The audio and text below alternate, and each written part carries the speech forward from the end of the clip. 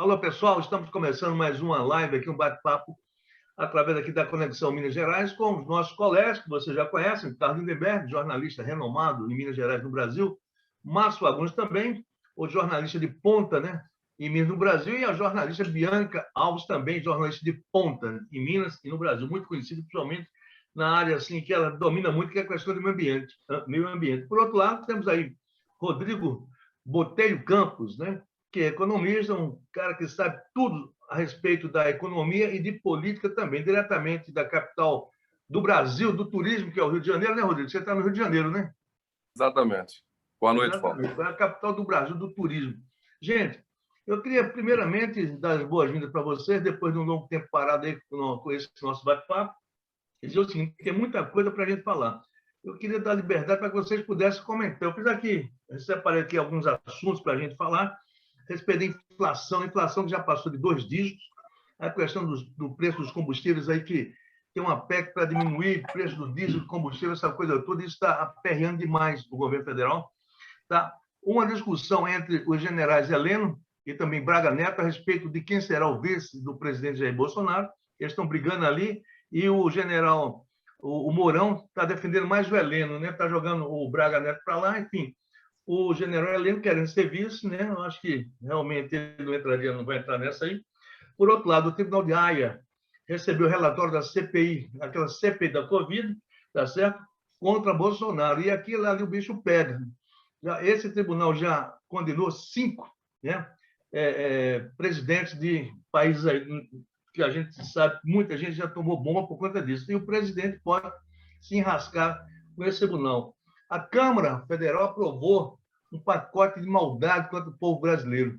Flexibilizou a questão da entrada de mais agrotóxicos no Brasil. Então, você, meu irmão, você vai comer mais veneno pela proa. Tá certo? É muito veneno e os caras aí, ó, o cara da bancada do agronegócio defendendo e dizendo que vai ser bom porque agora lá fora estão usando um agrotóxico que é menos problemático, entendeu? Agora, muita gente adoecendo, muita gente lambendo veneno e não está sabendo, né? A Marina Silva Lindenberg, ela disse o seguinte, que ela não foi oficialmente convidada para ser vice do Ciro Gomes. E ela meteu a linha também no Santana, que é marqueteiro do Ciro, e foi marqueteiro do Lula. O Ciro vai estar em Belo Horizonte nesta sexta-feira para ser recebido pelo Calil. E o governador Zema, essa semana, recebeu o Flávio Bolsonaro e o Álvaro Antônio, que foi ministro do Turismo, deputado federal por Minas Gerais, que poderá também vir a ser candidato ao Senado, né, por Minas Gerais. Por outro lado, vai bater de frente com o Alexandre Silveira, que recentemente tomou posse no Senado, no lugar do Antônio Anastasia, que era senador, e agora se tornou ministro do Tribunal de Contas da União. Então, essa coisa toda comendo. Agora, tem um detalhe que eu queria que vocês também analisassem. Olha, Bolsonaro deu uma fala hoje dizendo o seguinte, que ele fala em ditadura e diz que nos próximos dias algo vai nos salvar. Né? Ele teve essa semana sendo recebido lá no Palácio do Planalto, ou melhor, no Palácio do Planalto, o Alexandre Moraes e o Fachin foram lá levar um convite para eles, a posse do novo presidente do TSE, aquela coisa toda. E esse encontro demorou apenas 8 minutos, uma coisa muito protocolar, e lá estavam os generais também das Forças Armadas, os comandantes. Isso pegou muito mal. Então, são essas pautas, deixar vocês livres para comentarem do que vocês quiserem comentar, para que a gente dê uma dinâmica maior sobre esse nosso papo de hoje, começando... Né? Pois, Walter, mas eu queria te sugerir, apenas para organizar um pouquinho, que você pautasse pelo menos o tema, porque senão então, cada um de nós comenta sobre cada assunto e acaba, no fim das contas, não tendo convergência. Então, tá bom, então vamos lá. Né? Tá bom. Puxa então, assunto Rodrigo por Campos... assunto e a gente comenta, eu acho melhor. Tá bom. Então, Rodrigo Campos, boa noite para o nosso amigo direto aí do Rio de Janeiro, falando sobre inflação, Rodrigo. 2 dígitos, aí o bicho está pegando, o negócio está com força e muita gente passando fome. E o osso está ficando caro. Estão vendendo, inclusive, agora, Lindenberg, estão vendendo até pele de galinha. Você acredita, cara? Pele de galinha. Estou tirando a pele da galinha e vendendo. Rodrigo, essa inflação aí vai acabar aonde? Olha só, Walter, os manuais de economia dizem que quando a inflação sobe, você tem que diminuir a atividade econômica para que o empresário ele diminua os preços, já que não tem comprador. Isso é uma equação perversa, porque os efeitos colaterais disso significa diminuição de produção, diminuição de emprego, diminuição de renda, não é? E quando você aplica esse manual no contexto que o Brasil vive, saindo de uma pandemia, crescimento negativo, agora crescendo pouco, não é? Você ainda dá uma pancada nos juros, subindo a taxa básica de juros da economia, que repercute nos empréstimos e financiamentos, isso significa piorar uma condição já muito ruim. Ou seja, 14% de desempregados, né? Você tem 75% da população hoje com nome no SPC e no Serasa, né? E aí, o que o Banco Central faz? Segue o manual. Ele vai, aumenta a Selic para provocar, né, uma diminuição da atividade econômica, para diminuir o consumo e fazer com que o preço caia. Tem uma outra consequência disso, além, né, de piorar a situação do Brasil, é que você não consegue fazer isso com rapidez. Isso é uma coisa que leva meses. Quando você tem um ajuste ou um reajuste da Selic, né, as tabelas de economia indicam que 6, 7, 8 meses adiante é que terá repercussão na economia. Então, essa taxa de juros, ela não só ela impulsiona a atividade econômica para um ritmo menor, como o efeito é de médio prazo. Então, nós vamos ter, certamente, esse ano, um crescimento econômico pífio, não é? Isso não garante a melhoria de condição de vida das pessoas, porque isso não gera emprego, isso não gera renda. Então, nós vamos passar por 2022, não é? Saindo de uma crise grave, não é? De uma maneira muito lenta, na minha percepção, não é? Eu acho que o manual de economia ele tem a sua razoabilidade do ponto de vista técnico, mas do ponto de vista político e social, consequências que o tempo dirá. Do ponto de vista político, impactará nas eleições, porque isso vai ser tema, né, da pauta de discussão dos candidatos a presidente da República, e do ponto de vista social, eu já falei, ou seja, é manter ou até piorar a condição de vida dos brasileiros. Tá bom, Rodrigo. Lindenberg, o que é que você poderia comentar a respeito dessa frase do presidente Jair Bolsonaro, dizendo que é o seguinte, que ele fala em ditadura e diz que nos próximos dias algo vai nos salvar. Você interpreta de que forma esse aviso? É um aviso, uma ameaça? Como é que você interpreta essa fala do presidente Jair Bolsonaro? Se tratando de Bolsonaro, não deixa de ser uma ameaça, né, Walter? Agora, eu acho que ele está jogando aí com a perspectiva de entrar em ação imediatamente o André Mendonça, que é terrivelmente evangélico, que ele colocou lá no Supremo Tribunal Federal. Eu acho que não pode ser nada além disso.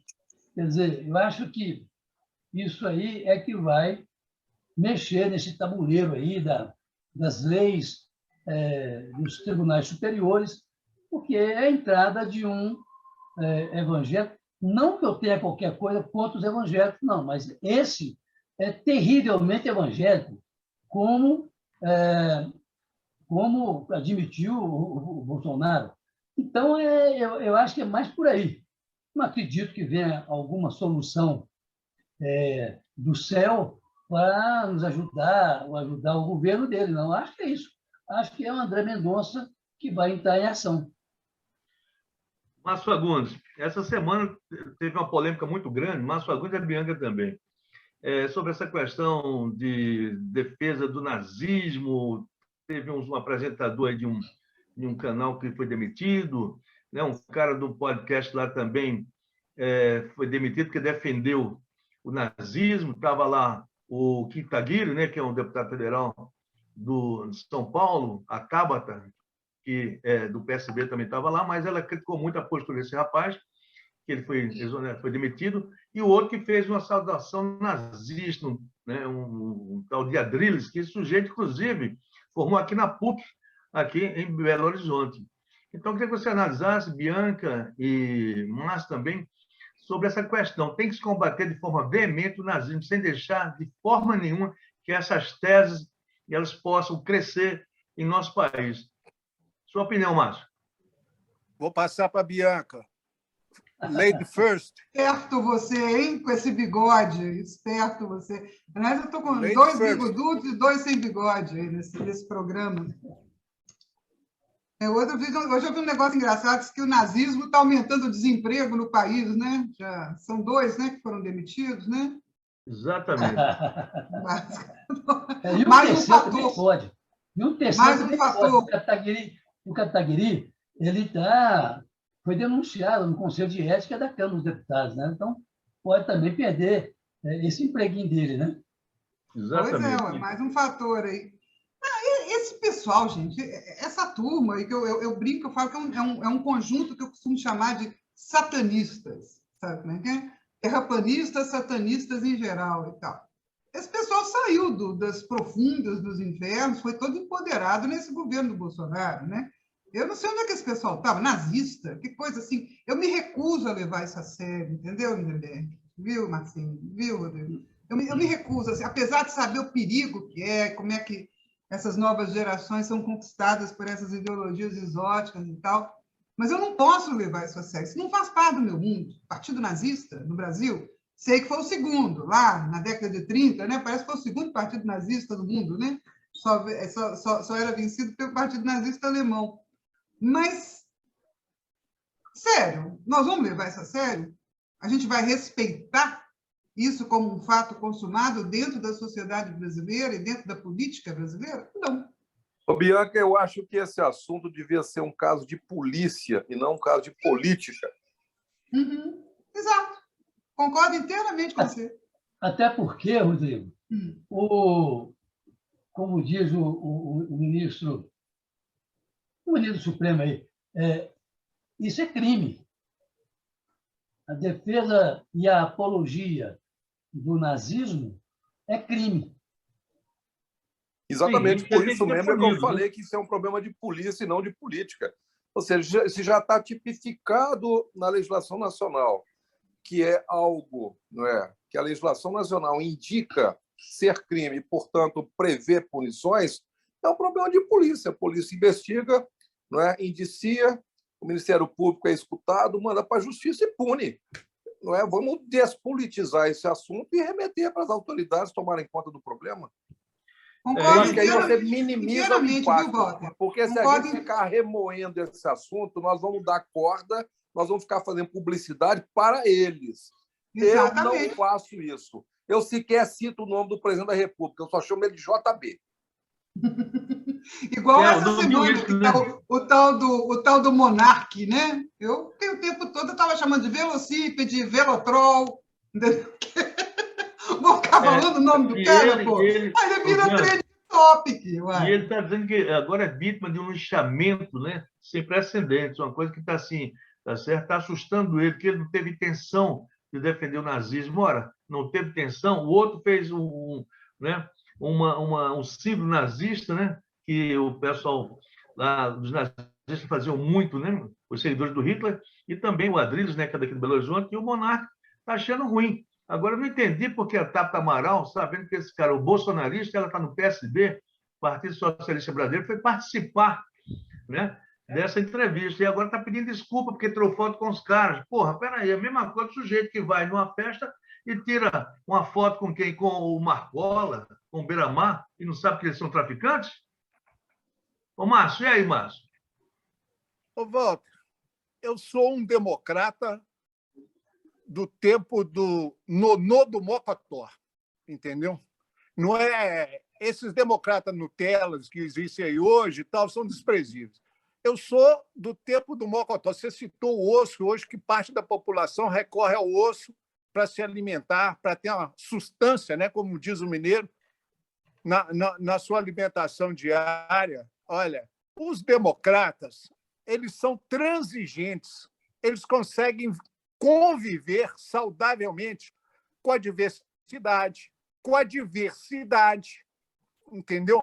Agora, nós não podemos aceitar os intransigentes. Os intransigentes são despóticos, autoritários, querem acabar com os transigentes, com os democratas, Então, nós não podemos aceitar esse tipo de proposta, esse tipo de sugestão no cabimento da democracia brasileira, porque os intransigentes não podem ter espaço na transigência. Nós somos democratas transigentes. Nós aceitamos a diversidade, nós aceitamos a multiplicidade e não aceitamos a intransigência, porque os intransigentes querem exterminar-nos.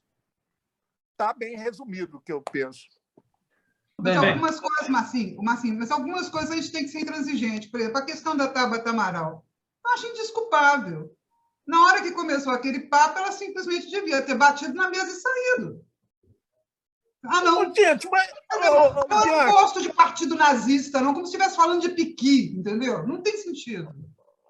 Bianca, olha a idade da moça, olha a formação dela, de onde vem. Ô, Márcio, ela não é criança, não, Márcio. Ela não é criança. Ela é muito bem preparada, viu lá? Na verdade, eu acho que o grande problema nesse assunto foi o PSB ter aceitado ela nos seus quadros. Sim. Os partidos, eles muitas vezes são displicentes no acolhimento de pessoas, não é? Chega até ao ponto de, ao perceber que entrou para dentro do partido, em um determinado momento ser convidado a sair ou até expulso. Eu já vi isso muito acontecendo. O sujeito entra, não tem nada a ver com o partido, é convidado a sair ou até expulso. Não é? Então, assim, nesse particular, eu acho que o comportamento dessa moça reflete bem que o PSB, com todo respeito, não é, que eu tenho pelo PSB, pode ter feito, né, um acolhimento de uma filiação inadequadamente. E a Tabata Amaral, ela namora com o João Campos, que é prefeito de Recife, filho do Eduardo Campos, é do PSB. Mas ela realmente fez uma defesa muito forte, né, contra o nazismo, sim, se posicionou de maneira muito forte, mas para participar do debate com aqueles caras, os caras já sabiam que tinham essas posições, principalmente de extrema-direita, não vou dizer nazista, né? Mas, quer dizer, essa coisa é muito grave no meu entendimento. Agora, é aquele detalhe, a liberdade de expressão aonde? A liberdade de expressão não é absoluta. A liberdade de expressão não é absoluta. Então, a própria lei já tipifica os limites, Walter. A própria lei já diz quais são os limites. E a justiça está aí para definir outros abusos eventualmente cometidos. E apologia ao nazismo é tipificado... Olha isso aí. Olha isso aí. Quem que é esse? Quem é esse sujeito aí? Olha isso aí. É o deputado bolsonarista André Fernandes. O que ele fez, Lindeberg? Esse é o famoso quem? Olha o bigodinho. Olha o bigodinho dele aí. E a mão, o gesto da mão. Mas isso a gente tem que analisar. Deixa eu falar o seguinte. Eu acho que eu concordo um pouco com o Rodrigo nisso aí. Eu acho que é preciso, sem negar os fatos, é preciso minimizá-los, porque isso aí vai dar para esse pessoal um ibope, e disso que eles vivem, um ibope impressionante. Então, eu acho que realmente é preciso a gente minimizar um pouco essas inconsequências que estão aparecendo aí por essa época aí. Lindeberg, me permita usar uma expressão chula, e eu vou até simplificar, mas vocês vão entender. M, quanto mais mexe, mais fede. Essas coisas têm que ser tratadas dessa maneira. Não é ficar criando degrau para essas pessoas subirem. Eu acho que a gente tem que tratar isso como algo secundário, inexpressivo, porque eles se realimentam de eventuais reverberações que os demais façam a respeito dos seus comportamentos. Não é? Rodrigo, esse Velotrol, a que se referiu há pouco tempo aí a Bianca, esse Velotrol foi notícia hoje em diversos veículos de comunicação de Portugal. Quer dizer, já atravessou o Atlântico. Ora, é preciso realmente botar isso no seu devido lugar. Por isso que eu disse que é crime, e concordo com você, não é questão de polícia. Pronto.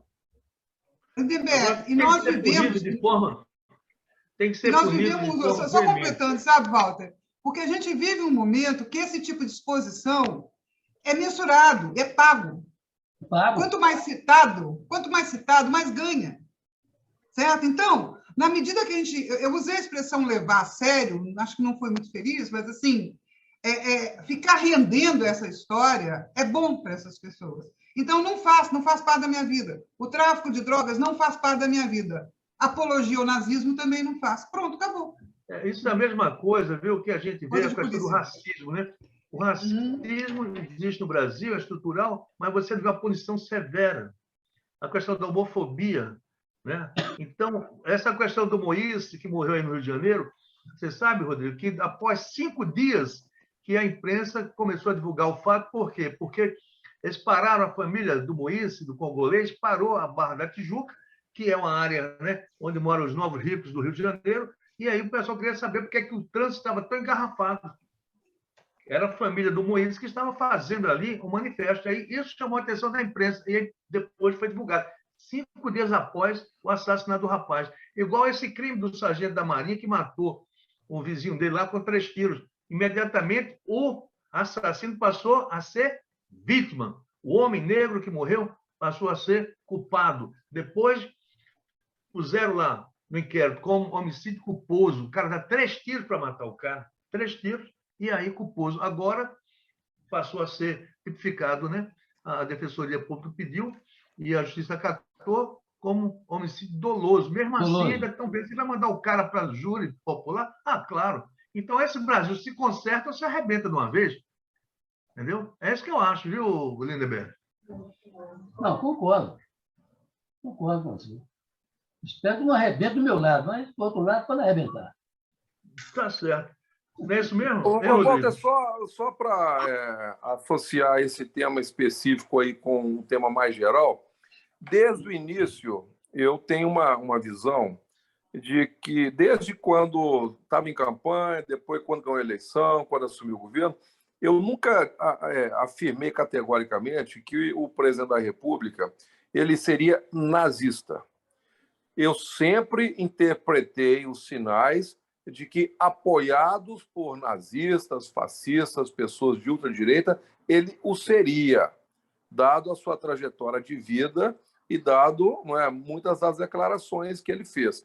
Ocorre que hoje eu vi uma matéria de uma historiadora que recolheu um artigo do atual presidente da República, escrito para uma publicação nazista anos atrás.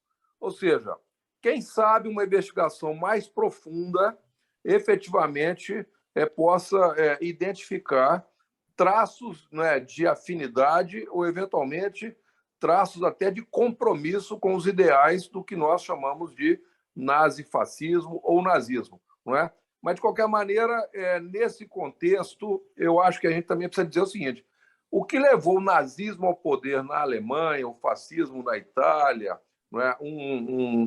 Um regime semelhante no Japão e países da Europa, né, era de contexto histórico completamente diferente do que a gente vive hoje no Brasil e no planeta. Portanto, você não pode simplesmente, a título de defender determinados ideais, replicar isso como sendo uma fórmula automática.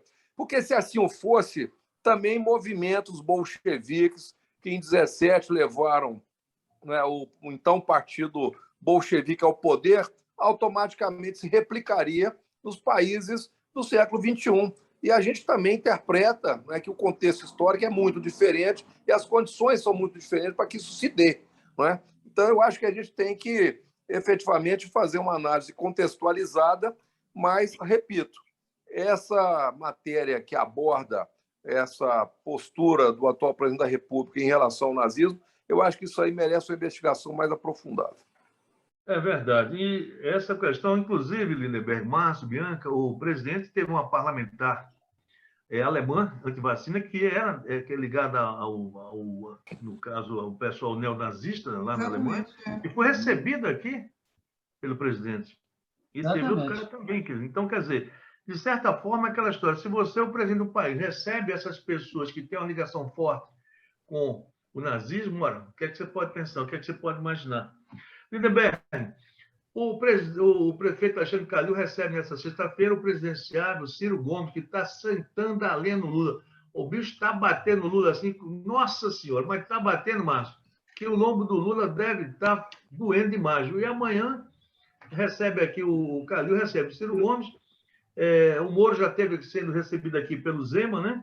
Enfim, o Lula diz que parece na próxima semana virá também a Belo Horizonte para ser recebido pelo Calil, mas eu sei que a estrutura política vai ferver esse ano. E o Ciro Gomes parece que está com o porrete na mão, viu, Rodrigo?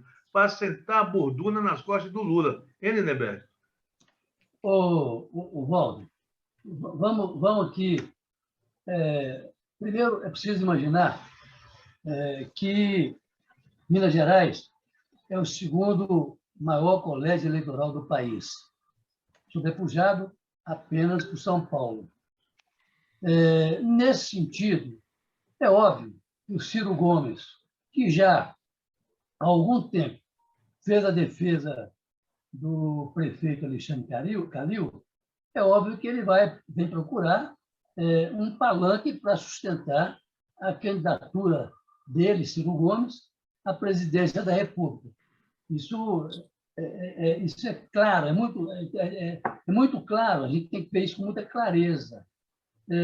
Agora, o problema é o seguinte: alguém acha que o Alexandre Calil, que não é nenhum Hélio Garcia da vida, vai abrir o jogo, vai definir um apoio de imediato ao Ciro Gomes?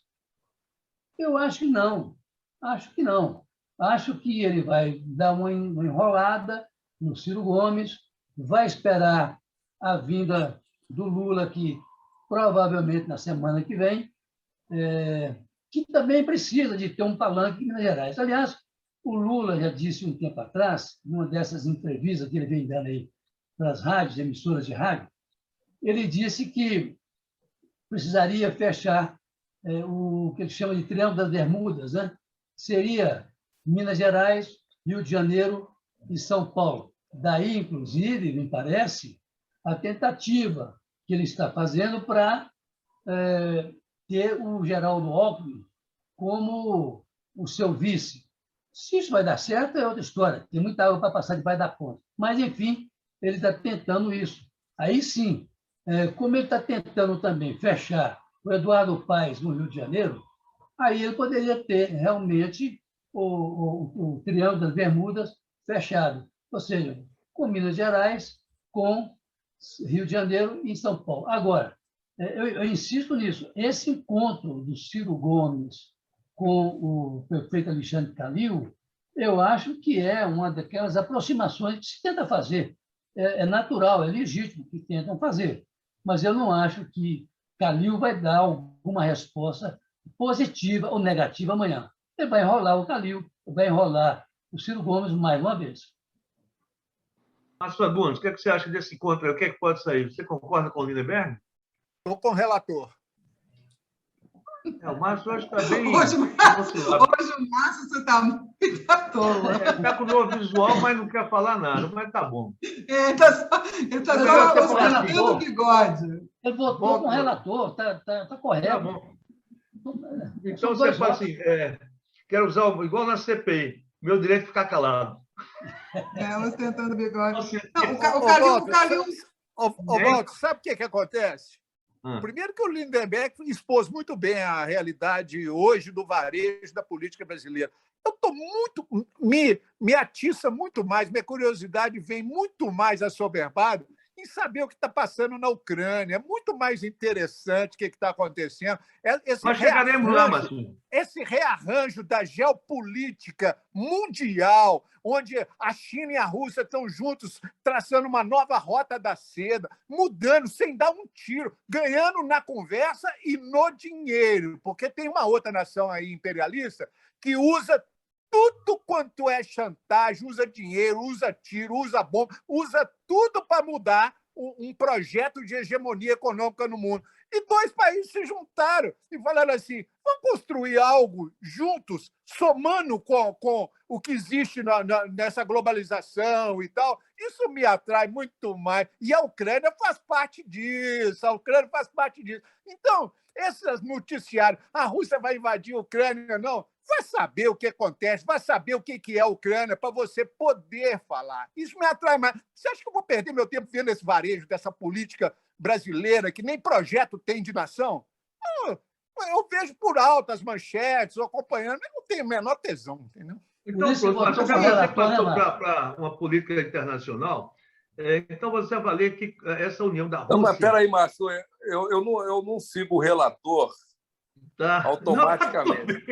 Eu sigo o relator, né, mercê de alguns acréscimos. Então, fala aí, Olha Rodrigo. só, eu queria dizer que numa eleição como a desse ano, que vai de presidente da República, passando por governadores, senadores, deputados federais, deputados estaduais, o que dá o tom é a campanha presidencial. Obviamente que ela dá o tom articulando com as campanhas nos estados. Não é? Por que eu falo isso? Porque, na realidade, né, o prefeito Alexandre Calil está recebendo lideranças políticas, não é? Mas ele só tomará uma decisão na medida em que o partido dele, que é o PSD, nacionalmente também toma uma decisão. Não é? Óbvio que não faz isso mano militare, né, de cima para baixo, impondo. É um diálogo, é uma articulação política. Não é? Então, eu tenho a impressão, aí concordando com o Lindbergh, né, de que amanhã não acontece nada. Na realidade, são conversas, são sinais simbólicos. A política vive muito dos símbolos, né, dos sinais dados à sociedade, mas, efetivamente, tudo começa a acontecer quando um dos dois grandes polos da disputa nacional for consolidado. De um lado, você tem o atual presidente da República, que está discutindo aí o vice, inclusive é um ponto da sua pauta, não é? Mas é candidato à reeleição. Do outro lado, você tem o ex-presidente Lula, articulando também para ser candidato a presidente da República, e já marcou o mês de março como um deadline, como um limite, como um prazo para acertar-se lá com o nome que ele acha mais adequado, que é o ex-governador de São Paulo, Geraldo Alckmin. A partir do momento que isso acontecer, eu acho que tudo acontecerá. Não é? O movimento do Ciro, do Dória, não é? Do Sérgio Moro, não é a tal chamada terceira via, que, na minha visão, não é? Nasceu morta, porque a política está polarizada. Quando que você viu o primeiro e o segundo candidato a presidente da República, tanto nas pesquisas espontâneas quanto nas pesquisas com os nomes indicados, terem entre 50% e 60% dos votos? Primeira vez que acontece, ou seja, é praticamente, na minha visão, irreversível que a polarização se dê entre Lula e o atual presidente da República. Portanto, o prefeito Calil ele vai entrar nesse ritmo, nesse diapasão. Não é? É de lá para cá que vem, não é daqui para lá que vai. Tá certo. Agora, Walter, me permite uma parte. Claro.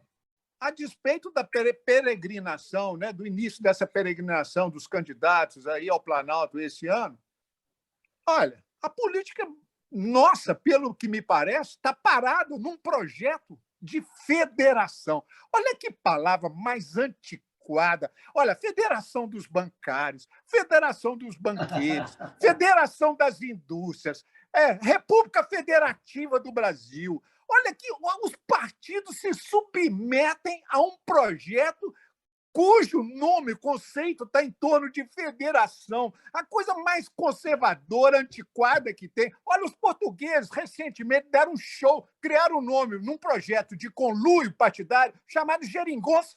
Que coisa mais gostosa, entendeu? Isso seria brasileiro. É um projeto que deu, grosso modo, deu certo, onde o centro e parte da esquerda toda teve unida, fizeram um bom governo, e que chamava Geringonça. Olha que coisa mais gostosa! E nós aqui discutindo federação. Deus que me livre e guarde, viu? Ô, Márcio, não é tão ruim assim, não. Walter, Você Eu falasse, defendo a assim, federação, eu acho que é um incremento bacana eu do ponto também de vista da institucionalidade político-partidária. Eu cito o caso do Uruguai, aqui do lado. A chamada Frente Ampla, que durante muitos anos, liderada por Mujica, conduziu a política no Uruguai, era uma federação. Não é? Ou seja, a Exato. federação, Márcio, ela não se confunde com o rótulo que a federação vem a ter. Quem sabe a federação de algum partido no Brasil tenha também o nome de geringonça. seria até Eu, bom, eu, né? eu acho que a gente está chegando num patamar civilizatório melhor, sabe? O que estão chamando de terceira via, que muita gente achou que era possível, antes da gente ver que a polarização é para valer, né? E ela continua. Eu acho que, na verdade, é o velho balcão de negociações, que não é necessariamente ruim, tá? Para os apoios do segundo turno. Trata-se Na realidade, de... tem um cálculo prático nisso, que é o seguinte: a quantidade de deputados federais que você eleger, e os deputados federais representam o povo, porque os senadores representam o Estado. A Amapá tem 3, São Paulo tem 3, com populações completamente diversas. Então, o que representa a sociedade, os seres humanos no Brasil? São os deputados federais eleitos. Em função disso, o tamanho das bancadas eleitas é que traz consigo, não é, recurso de fundo partidário, fundo eleitoral, tempo de televisão, não é, lideranças de bancada, pá. Ou seja, nessa lógica da institucionalidade da política, né, é que gira boa parte dos movimentos que estão em curso. Hoje, por exemplo, eu tive notícia de uma tentativa de uma federação que reuniria União Brasil, MDB, PSDB e Cidadania. Tem outra que está conversando, que é PT, PCdoB, PV e o PSB. Né? Ou seja, se nós tivermos como desdobramento disso, e a lei fala que ela não tem tempo limite, mas tem um tempo mínimo de 4 anos, que é o tempo de uma legislatura. Se nós tivermos amanhã no Congresso Nacional 3 ou 4 federações que reúnam aí 70%, 80% dos deputados federais, eu acho que, do ponto de vista da política, é um avanço. Porque, ao invés de você negociar com 20, 25, 30 partidos, você vai conversar com 2, 3 ou 4 federações que vão estar reunidas em torno de propósitos mais claros, na minha perspectiva, na minha percepção. Então, eu acho que a federação é um avanço para a democracia brasileira. Rodrigo, deixa eu acrescentar aqui. Você agora há pouco disse que a política é feita também por simbolismos, né? Deixa eu ler rapidinho aqui para vocês o que o Kassab disse hoje, em função dos 42 anos do PT. Olha só, política é feita de gesto. Kassab gravou depoimento para o aniversário de 42 anos do PT. O presidente do PSD diz que, abre aspas, todos nós brasileiros temos um profundo orgulho das realizações e do legado que o PT nos deixou, fecha aspas. Continua. Kassab também diz que, abre aspas, poucos partidos no mundo têm tanta história como o PT e que esses 42 anos sirvam de inspiração para que o PT continue construindo boas políticas públicas para o Brasil, para que todos nós possamos continuar acreditando que o país pode ser muito melhor, fecha aspas. A política é feita também de simbolismo. E quando o presidente do PSD faz uma declaração dessa, eu acho que é bom a gente ficar de olho no que pode vir a partir dessa declaração. Lindbergh, o PSD ele vive hoje uma situação que é a seguinte: a maior parte das representações regionais querem apoiar Lula no primeiro turno. O presidente nacional do PSD, por dever de ofício, ele também está conversando com todo mundo, tentando criar uma alternativa, né? Levantou o nome do senador Rodrigo Pacheco para disputar a eleição. Os partidos precisam disputar a eleição. É igual o time de futebol. Se não entra em campo, não faz gol. Não é? Essa metáfora eu acho que é muito bacana para explicar por que os partidos têm que disputar a eleição. Primeiro, porque a lei garante. Segundo, porque se não disputar, não cresce. Terceiro, não é? Que o sistema de 2 turnos ele resolve boa parte dos problemas. Ou seja, se você disputar a eleição no primeiro turno, vai disputar democraticamente, respeitosamente, você pode se juntar no segundo turno. Os franceses falam que o primeiro turno é o turno ideológico, você apresenta os seus projetos. E o segundo turno é o turno da política, que você se aproxima de quem você tem mais afinidade. Só que no caso do PSD, voltando ao que você colocou, parece que há uma enorme pressão para apoiar o ex-presidente Lula já no primeiro turno. O que eu acho que o presidente Kassab deve estar cogitando? Para que isso aconteça, é preciso também que o PT faça uma composição, histórica importante com o PSD, para que isso se dê desde o primeiro turno. E onde é que pode acontecer isso? No segundo colégio eleitoral, em Minas Gerais, apoiando o Calil desde o primeiro turno e fazendo uma composição com o PSD. Porque se fizer o governador de Minas para o PSD, para o partido já é uma tremenda vitória de repercussão nacional, porque fazer o governador de Minas é muito importante. Eu não estou dizendo que isso vai acontecer, mas me parece que é um caminho que pode efetivamente equacionar essa questão do PSD vis-à-vis o Partido dos Trabalhadores. Rodrigo, só para dizer o seguinte, eu concordo com o Rodrigo. Não há o que acrescentar ao que você disse, Rodrigo. Eu apenas peguei esse coisa aqui, que, aliás, me foi encaminhado por uma pessoa da mais alta relevância do PT aqui de Minas Gerais. Eu peguei isso porque alguém me mandou, e foi alguém da mais alta relevância aqui em Minas Gerais, que deve, inclusive, disputar uma cadeira na Câmara dos Deputados. Então, eu não tenho nada a reparar ao que você disse. Eu concordo plenamente com você. É isso mesmo. Olha, eu queria hoje na live que o presidente fez, o presidente Jair Bolsonaro, abre aspas, ele disse o seguinte: algumas coisas tem que resolver até as eleições, fecha aspas, de Bolsonaro, depois de ter anunciado que vai, abre aspas, acontecer algo no país. E aí acrescenta aqui a Carta Capital, dizendo o seguinte: o presidente Jair Bolsonaro voltou a lançar dúvidas sobre o sistema eleitoral brasileiro durante transmissão ao vivo nas redes sociais nesta quinta-feira. Segundo ele, todo mundo sabe do que tem que desconfiar. Mais do que desconfiar, algumas coisas tem que resolver até as eleições, e serão resolvidas brevemente, podem ter certeza.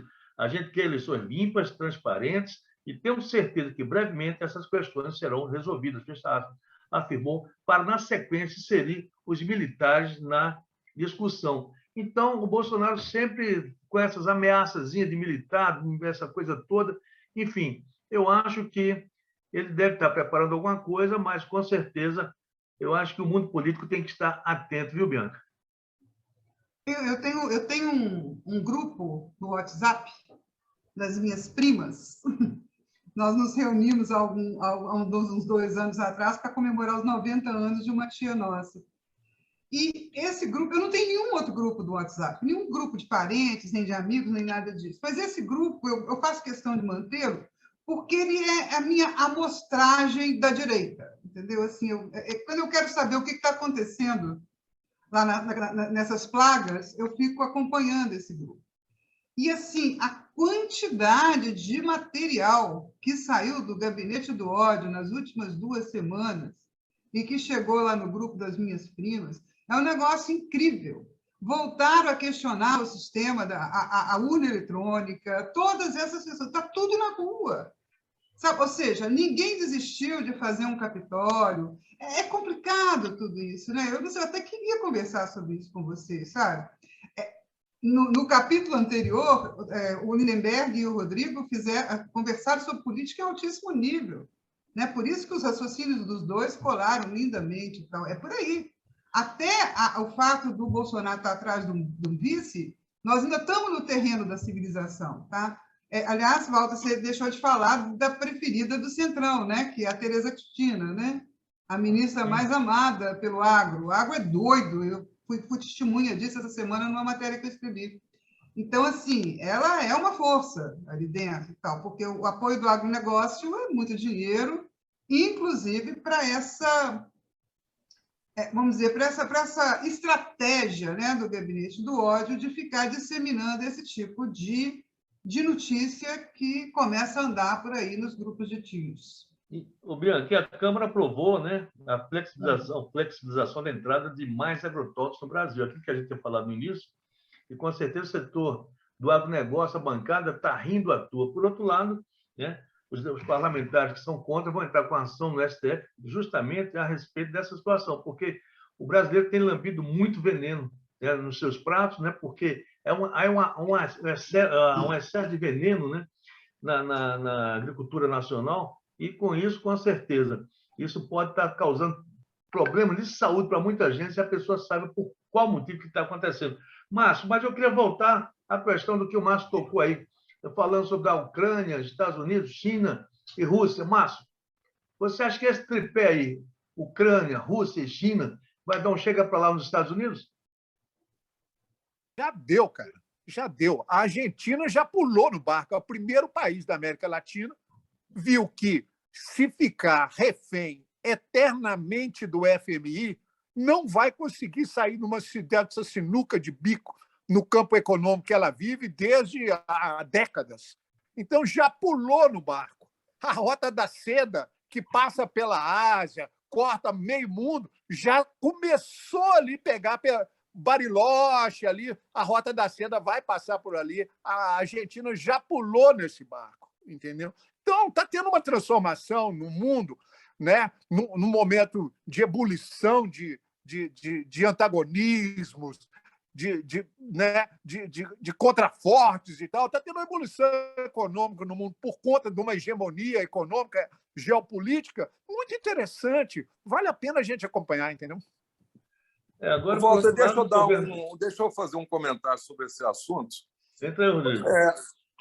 A geopolítica, ao longo dos tempos, ela sempre discutiu essas relações de poder entre as nações e sempre marcou como o espaço físico, geográfico, mais determinante para a humanidade o que eles chamam de hinterland, que é exatamente esse espaço entre a Ásia e a Europa, essa fronteira entre a Ásia e a Europa. Esse ambiente ali é objeto de lutas e de guerras ao longo dos séculos, não é? E não mudou de lá para cá, mesmo com mísseis, mesmo com bomba atômica, né? Na realidade, como nesse limite a humanidade acaba, portanto, não interessa a ninguém levar a guerra nesse limite, você volta para, né, o tensionamento geográfico regionalizado. E por que a Ucrânia? Porque a Ucrânia ela está, depois que acabou a União das Repúblicas Socialistas Soviéticas, constituiu-se a CEI, Comunidade dos Estados Independentes, o vínculo institucional desses países com a Rússia ele é mais tênue. E a Ucrânia foi convidada para entrar para a OTAN, Organização do Tratado do Atlântico Norte, que é uma organização militar liderada pelos Estados Unidos com países da Europa e alguns outros países pelo mundo afora. Não é? Então, assim, se a Ucrânia ela adere à OTAN, muda o equilíbrio geopolítico naquela região. Isso é que é o fator que levou a Rússia a deslocar tropas, a fazer pressão. Por quê? Qual que é o propósito da Rússia? É que, com essa pressão, a OTAN retira o convite para que a Ucrânia faça parte desse tratado de defesa. Então, é isso que está em jogo. Eu concordo com o Márcio que, do ponto de vista da humanidade, isso tem muito mais relevância do que a disputa nacional. Mas discordo do Márcio, eu acho que a disputa nacional tem mais a ver com a gente do que o que está acontecendo na Ucrânia. Lindenberg, aproveitando aí esse Rodrigo, fala, Márcio. Só um detalhe, pouca gente sabe. A Ucrânia tem 1/3 de sua população russa. E esses russos que estão internamente, que falam russo, têm identidade com a Rússia, eles não aceitam o atual governo da Ucrânia. Então, não é somente a Rússia que está de fora, extra-fronteira, que quer botar ordem na casa, não. Existem os russos internamente que têm identidade, assim como a Crimeia. A Crimeia era toda identificada com a Rússia, fala o russo, tem uma larga história de simbolismo com a nação russa e tal, e a Ucrânia tem também. Então, não é apenas em torno da questão da OTAN ou não. Também é, entendeu? E é muito mais complexo, é muito mais interessante, E hoje eu estava lendo que os Estados Unidos está mandando caça para a Polônia, de forma que, se precisar, vai mandar seus caças ajudarem na invasão da Ucrânia. Ora, não sabe o rabo que está entrando, não sabe. Aliás, vou recomendar para vocês. Tem uma entrevista de um grande cineasta americano chamado... como é que é? Oliver. Como é que ele chama? Oliver... Stone. Que ele faz uma entrevista com o Putin gigantesca, acho que está na Netflix. Vale a pena vocês verem. Eu já assisti. O Putin, a certa altura, fala com ele: olha, você é um americano, eu estou conversando com vocês aqui de peito aberto e tal. Só vou orientar vocês uma coisa. Nós hoje estamos muito mais avançados em armamento que vocês. A nossa tecnologia supera a que vocês têm. Então, devagar com a conversa. Então, esse cenário mundial, esse circo mundial, é muito mais interessante do que está acontecendo aqui. Olha, o Lindenberg e o Rodrigo falam do PSD na maior conhecimento, acompanham o dia a dia. Toda vez que falam em PSD para mim, eu lembro da UDN. É coisa mais... A minha memória é histórica, entendeu? Toda vez que falo em federação, eu lembro de Getúlio. Getúlio criou as corporações e está aí um mundo de pelego que não deixou o país ir para frente. Tá? A pelegada tomou conta, tá, dos movimentos corporativos no Brasil. Getúlio criou essa ideia. É um gênio. Getúlio criou um transformador da realidade brasileira. E quando o Lindenberg e o Rodrigo falam, porque o PSD, eu fico pensando assim, a UDN já meteu muito ferro nesse PSD, entendeu? Eu não consigo desligar desse pensamento. Desligue, Márcio, desligue, porque é outro contexto histórico. Não é? Ô, Walter, não sei se você sabe, falando de economia da energia, 1/3 do gás que é utilizado na Europa, ele vem da Rússia. Da Rússia, exatamente. Portanto, não é só a questão do convite da OTAN, não é só a questão da composição étnica das populações da Crimeia e da Ucrânia. É uma coisa muito mais complexa e passa também pela questão da economia e, particularmente, da economia da energia. Ou seja, sem o gás da Rússia, como é que você vai aquecer as residências europeias? Ou seja, é muita complexidade, né, para nos limitarmos apenas a discutir se isso é mais ou menos importante do que o PSD e a UDN, tá certo? Ô, Lindenberg, cadê você, Lindenberg? Ô, Rodrigo, Márcio, o presidente Jair Bolsonaro viaja na próxima semana para a Rússia, onde vai ter um encontro com o presidente russo, o Putin. Agora, a embaixadora da Ucrânia, né, na ONU disse o seguinte: o nome dela é Yevgenia Filipenko. Deixa claro que não cabe às autoridades do seu país questionar ou sugerir o momento de uma viagem de um líder estrangeiro para a Rússia, no caso, o Jair Bolsonaro. Mas ela pediu que o Bolsonaro levasse ao presidente russo a mensagem de não à guerra. Né? Agora, com certeza, o Márcio falou muito bem sobre essa questão da Rússia, o Rodrigo também, o Lindenberg. Tem um detalhe que eu acho que é interessante, é a questão de dizer assim: olha, americano, você já perdeu sua hegemonia no mundo.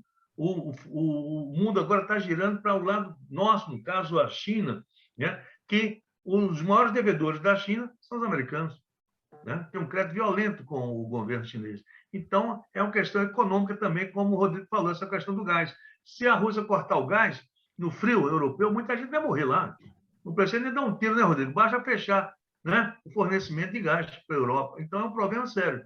Viu, Márcio? Mas você acha que essa viagem do presidente Jair Bolsonaro à Rússia agora é muito oportuna, porque é uma viagem protocolar, coisa muito rápida, a gente não sabe qual é o objetivo, embora os americanos estão ficando muito furiosos com essa situação do Bolsonaro ter que ir visitar o Putin agora, nesse momento de crise entre a Rússia e os Estados Unidos. Hein, Rodrigo? Hein, Márcio? Hein, Bianca? Perda de tempo, perda de tempo. O Lula pode chegar e falar assim: a nova geopolítica referenciada na China e na Rússia já é do Lula há muito tempo, bobagem Bolsonaro entrar lá. Não vai ganhar nada com isso, vai fazer confusão. Tá? Em termos, você pensa com esses movimentos, né, de quem manda no mundo hoje em dia. O único problema disso tudo é que talvez essa polarização mundial, esse caminho para essa polarização mundial, reforce setores políticos dos Estados Unidos hoje, que é uma coisa que me amedronta um pouco. Mas eu queria que vocês discutissem. E aí, Márcio? Eu já joguei a toalha e não vou ver. Talvez vocês ainda vejam o dia que uma autoridade brasileira chegar na Rússia e virar e falar assim: quem foi Dostoiévski? Quem foi Rimsky-Korsakov? Quem foi Tchaikovsky? Gagarin. Hein? Quem foi Gagarin? É outro russo famoso que ele conhece. Quem foi Tolstói? Quem foi Tolstói? Quem foi Gorky? Hein? Quem foram essa escola romântica? Quem foi Lenin? Quem foi Lenin? Quem foi Lenin? Entendeu? Quem foi Trotsky? Eu gostaria tanto, acho que um dia alguma autoridade brasileira vai chegar lá e falar assim: será que vocês me mostrariam onde está a casa de Dostoiévski? Eu acredito que um dia isso ainda vai acontecer, entendeu? Diz que Korsakov eu gosto. O Lindeberg, e essa visita E Rachmaninoff. Também. E Rachmaninoff. O concerto número 2 para piano de Rachmaninoff é daqueles que você pôs chorar sem parar. Papai é uma amava. coisa divina. Papai amava. Divina. É divina. Papai amava. Lindeberg, essa visita do Bolsonaro à Rússia, Lindeberg, na próxima semana, que avaliação você faz dessa visita, que os americanos não estão gostando, inclusive conselheiros aí do Jair Bolsonaro também acham que não deveria ir agora à Rússia, nesse momento de crise. Sobretudo, parece-me que o Itamaraty é que não estaria gostando disso, mas eu tenho a impressão, Walter, que a embaixada americana deve estar dando algum recado aí para o Bolsonaro para tentar botar panos quentes nessa crise da Ucrânia com a Rússia. Eu não vejo o maior sentido. Por que o Bolsonaro vai fazer lá? Vai fazer o quê? Vai vender alguma coisa? Vai comprar alguma coisa? Não me parece uma coisa assim. Me parece uma coisa meio fora de hora. Eu acho que por isso mesmo é que os americanos, de alguma forma, vão pedir ao Bolsonaro para que dê um recado lá qualquer, no sentido de que, Putin, acalma aí e tal, porque eu não vejo sentido. O que o Bolsonaro vai fazer na Rússia? Não vejo sentido isso, não. Eu li na imprensa, Walter, que havia um tema para ser debatido entre eles, que é o eventual convite do BRICS para que a Argentina se incorpore a essa instituição multilateral. Não é? Ou seja, como o Brasil é vizinho da Argentina e o Brasil já faz parte desde o início do BRICS, isso seria um ponto de pauta, ou seja, uma discussão conduzida pelo presidente da Rússia, não é, em nome do BRICS, com o presidente do Brasil, para ver qual que é a repercussão do convite, não é, à Argentina para participar do BRICS. Não me parece que isso seja um tema para fazer um presidente da República se deslocar. As chancelarias desses dois países tratariam disso e, em algum momento, você consuma isso com uma solenidade e um tilintar de champanhe, tá certo? Mas, de qualquer maneira... Vodka, champanhe ou vodka? Eu diria que é champanhe, que é uma bebida mais... É uma bebida mais diplomaticamente convencional, né? A vodka não está na liturgia da diplomacia, não. Né? Agora, só para concluir o raciocínio, eu concordo com o Lindeberg. Uma taça de champanhe, Rodrigo. Pode falar. Não, só para fazer o parênteses. Uma taça de champanhe entre uma sessão do encoraçado Potemkin não era ruim, não, hein? Eu tenho a impressão que a afirmativa do Lindbergh é adequada para o contexto, ou seja, é uma viagem extemporânea, fora de hora, não é? Mas essas viagens elas também não são marcadas em cima da hora. Isso devia estar sendo articulado há bastante tempo, não é? E aí esse problema do litígio da Rússia com os Estados Unidos por causa da Ucrânia, isso é que certamente virou um pano de fundo para reforçar essa ideia de que é um momento inadequado para a viagem. Não é? Agora, eu também tenho um outro assunto que é menor, né, para o contexto, é que no governo Dilma houve a intenção de comprar artilharia antiaérea de médio alcance, porque o Brasil tem artilharia antiaérea de curto alcance. Apesar de ser um país pacífico, né, as Forças Armadas se equipam minimamente para dar guarita, dar proteção àquilo que eles acham que é a sua obrigação constitucional. E havia, desde o governo Dilma, um esforço de comprar equipamentos antiaéreos russos, que são dos melhores do planeta. Não é? E o governo Bolsonaro não interrompeu isso. Né? Então, pode ser mais um item da pauta da conversa, eventualmente, a assinatura de um contrato lá de compra desses equipamentos, que são coisas caríssimas, é coisa de mais de $1 bilhão. Né? Então, motivos menores para ir lá tem, mas eu acho que, de fato, esse contexto histórico desse conflito lá em torno da Ucrânia, né, no mínimo, né, postergaria essa viagem para o próximo presidente da República. Chegando ao final praticamente desse nosso bate-papo, o presidente Jair Bolsonaro, antes de pôr o pé na Rússia, está no Nordeste, esteve no Rio Grande do Norte, na Paraíba, foi lá ver a transposição do Rio São Francisco, e segundo ele, e para muita gente, ele que fez a obra, não começou no governo do PT nem da Dilma, porque parou. Inclusive, na hora de chegar a água lá na Paraíba, a água não chegou 2 dias depois, onde o pessoal estava esperando a água aparecer, fez uma jegue-seata, ele fazia motor-seata, agora jegue, motor nos burros, lá nos cavalos, andou pela cidade, chapéu de couro, e tem um detalhe, chamou o povo nordestino de pau de arara, cabeça chata e arataca. Arataca é um termo pejorativo, que eu me lembro quando eu estava no Exército, e um oficial do Exército se referia aos nordestinos, aos militares nordestinos, como arataca. Então, ficou essa questão, e ele falou, isso não é preconceito contra o nordestino, porque às vezes me chamam até de alemão. Então, ele chegando lá no púlpito, ele vai falar, ô galego, ô russo, e aí, tudo bem, brother? Como é que é, Márcio? Vai ser esse tipo de conversa que ele vai ter lá? Quer dizer, sai do Nordeste, de Oxente, e vai falar na Rússia. E aí, galego, como é que tá tu aí, bichinho? Ô, Walter, eu peço as bênçãos do Padim Padiciço todo dia. E já bateram até no pobre do Padim Padiciço, acredita? Pelo amor de Deus. Já o coitado do Padim Padiciço, que é o homem que o povo do Nordeste, principalmente do Ceará, tem assim, um amor incrível, igual o Frei Damião, né? Lá em Alagoas, enfim, no Nordeste também. Né? Agora chega e bate o Padre Cícero, bate o Frei Damião, que ainda não bateram nele, com certeza isso não vai trazer voto, não, viu? Porque o povo não esquece, principalmente quando bate os seus heróis, né? Tá certo? Gente, chegando ao final desse nosso bate-papo, eu queria que cada um de vocês pudesse, naturalmente, encerrar esse papo com algumas considerações finais. O Márcio, então, eu queria que você tivesse... Márcio, Semana da Arte Moderna, esses 100 anos, Márcio, tem alguma coisa para falar a respeito dessa semana tão importante para a cultura nacional?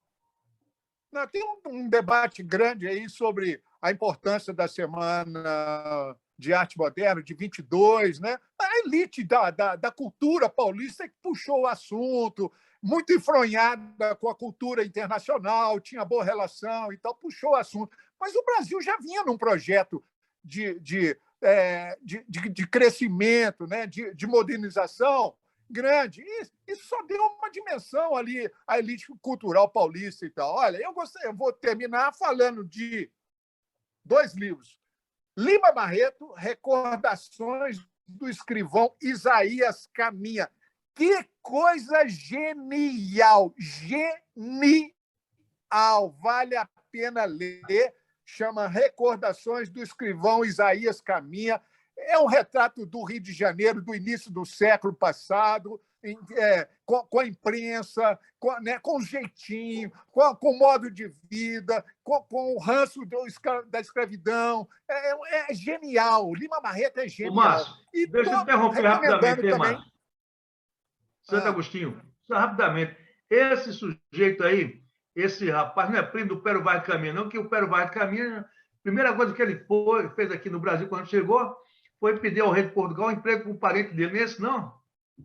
Não tem nada a ver. O Isaías Caminha é típico do rapaz que sai do interior, não tinha nada para fazer, indicado por um deputado, indicado pelo coronel da região, ele vai atrás de um deputado no Rio de Janeiro para arrumar um emprego. E aí ele roda, ele é submetido a 1000 situações que o Lima Barreto retrata toda a realidade de vida do Rio de Janeiro, né? No início do século passado, e e até cair na redação de um jornal que, coincidentemente, chamava O Globo. Vale a pena demais, é genial, é genial. Genial! Nós não podemos perder de vista essas figuras, a Luísa Azevedo, Machado de Assis, entendeu? Essa de Queiroz, nós não podemos perder essas figuras que trazem no coração, né, a alma de uma literatura portuguesa, brasileira. É genial. E eu estou lendo aqui, para fugir um pouco, que eu gosto de variando, Santo Agostinho, Sobre a Mentira. É um livro fininho, ótimo filosofia.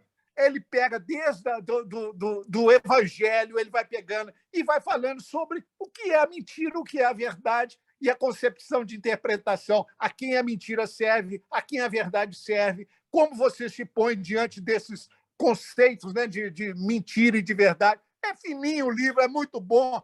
Chama Santo Agostinho, Sobre a Mentira. É um santo filósofo, né? E aí, Bianca? Eu queria comemorar com vocês a indicação em 10 categorias de Ataque dos Cães, né? do Power of the Dog. Filmaço. Talvez o melhor filme que eu assisti nessa pandemia. Amei esse filme. Assim. Fiquei encantada. Assisti, gostei muito também. Muito legal. Não consegui despregar com os olhos. The Power of the Dog, né? Ataque dos Cães. Assim, são 10, ele tá concorrendo em 10 categorias e eu vou torcer para todas as 10. Comemorar com vocês. E aí, Rodrigo? Olha só, eu vou fazer igual o Fagundes, eu vou recomendar um livro que eu estou lendo hoje, comecei hoje e devo terminar hoje. É um livro fino também, mas muito interessante. Se vocês conseguirem ver aqui, ó, é um livro sobre a felicidade, ansiedade e consumo na era do hipercapitalismo. Renata Salles é uma romena que trata do mundo do consumo na sociedade capitalista contemporânea, né? O que gira em torno disso, o que nos faz, né, não só consumir, mas consumir no sentido mais amplo do termo, não apenas os produtos e as mercadorias. É um livro muito interessante, instigante, eu recomendo. E aproveito para te agradecer, Walter, pela retomada desse debate que a gente costuma fazer nas quintas-feiras. Me coloco à sua disposição, né? Espero que, né, ao longo desse ano, que é um ano importante para a sociedade brasileira, porque é um ano de eleições, de revigoramento da democracia, a gente possa comparecer e ajudar aí na reflexão. Com certeza. Carlos Lindenberg. Bom, essa expectativa aí do que pode acontecer, levando em conta essas negociações que estão sendo feitas, as negociações da área política. Eu estou acompanhando isso aí permanentemente, você sabe disso. Eu tenho lá o blog do Lindenberg, que está ligado nessas coisas constantemente, e acho que as coisas vão se definir, como disse o Rodrigo, de cima para baixo, ou seja, faz a composição por cima e vai repercutir, vai pegar por baixo. Eu acho que porque a eleição presidencial ela sempre conduz às eleições regionais. Portanto, eu acho que o Rodrigo tem razão, também não tiro a razão dele de forma alguma com relação a isso. Concordo com ele. Mas se a gente vai acompanhando aí essas coisas, apesar de o Marcinho estar mais preocupado com a Ucrânia, a gente tem que ficar ligado aqui com o PSD, com o PT, etc. Porque... Marcinho, com a bebida... Eu vou lembrar uma frase, Márcio. Ô, Márcio, eu vou lembrar uma frase que é acreditada a um russo, não é? Se queres ser universal, canta a tua aldeia. Portanto, não se esqueça do nosso cantinho aqui, apesar da Ucrânia.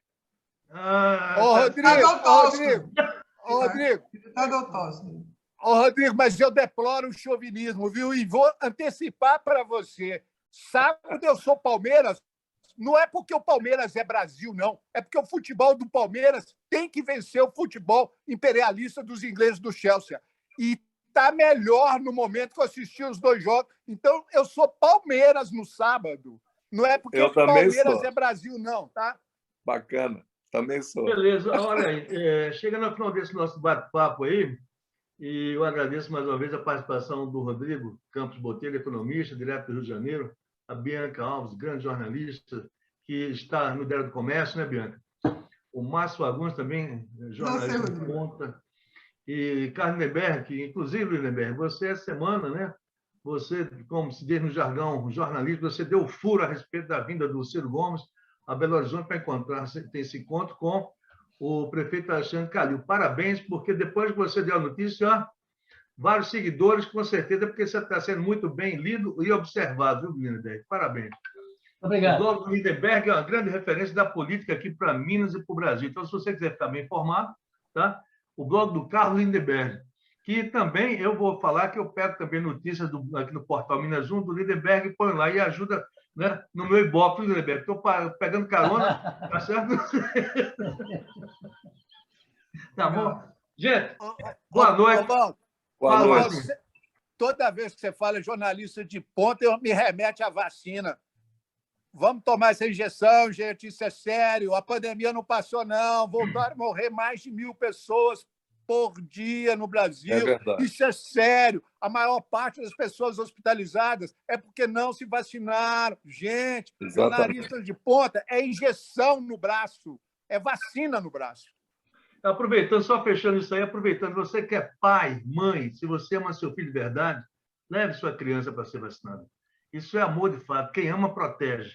E não vai nessa onda desse negacionista, não, porque esses que estão negando a vacina, com certeza, eles não têm nem amor à própria vida, quanto mais a dos seus filhos. Valeu?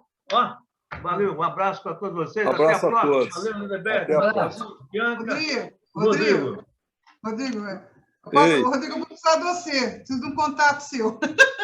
Então, tá bom. Agora ele é editor, né? Vai no privado aí, vai no privado. Passa seu telefone para mim. Passa seu telefone para mim. Um abraço a todos. Valeu, um abraço para todo mundo aí. Valeu.